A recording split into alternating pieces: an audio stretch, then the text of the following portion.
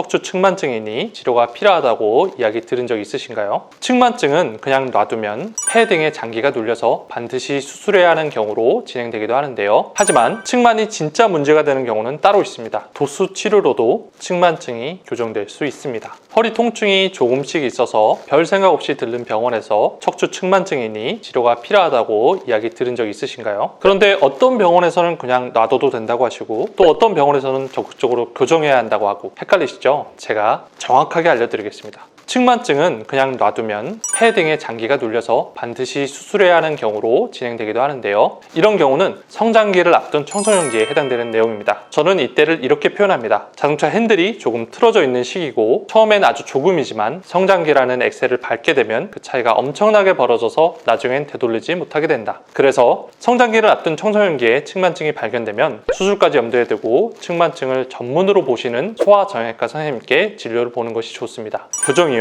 이 시기엔 권장드리지 않습니다. 매우 주의해서 해야 하고 적극적인 교정보다는 근육의 균형을 도와준다는 보조치료로 보는 것이 맞습니다. 그럼 도수치료로 어떤 경우에 교정을 해야 한다는 걸까요? 사실 도수치료로 교정을 하려면 몇 가지 조건이 필요합니다. 첫째, 습관적인 자세 불균형으로 인한 측만일 것. 한쪽으로만 일을 하거나 무거운 물건을 한쪽으로 드는 등 평소 생활 습관으로 인해 발생한 기능적 측만일 경우입니다. 둘째, 측만 각도가 작아야 합니다. 각도가 20도 이하일 경우에는 뼈에 문제가 없으니 시도해 볼 수 있습니다. 셋째, 측만에 유연성이 있는 경우. 측만의 반대편으로 구부렸을 때 각도가 줄어드는 경우는 아직 고정되지 않았으니 교정을 시도해 볼 수 있다는 뜻입니다. 넷째, 선천적인 기형이 없는 경우. 엑스레이상 뼈 모양의 변형이 없는 경우에만 시도해 볼 수 있습니다. 그러기 위해서는 병원에서 엑스레이 촬영 후 각도 및 뼈 모양을 확인하고 반대편으로 구부렸을 때 각도가 줄어들어야 하며 평소 한쪽으로 사용하는 습관으로 인해 발생되는 경우입니다. 이렇게 말씀드리니 교정이 가능한 경우가 많지는 않습니다. 하지만